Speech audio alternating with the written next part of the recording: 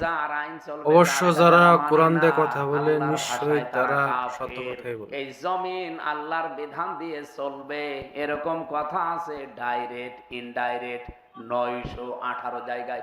কত? 918 918 জায়গায় জায়গায়। আছে এই জমিন যার, বিধান তার। হয়তো ডাইরেক্ট আছে অথবা ইনডাইরেক্ট আছে।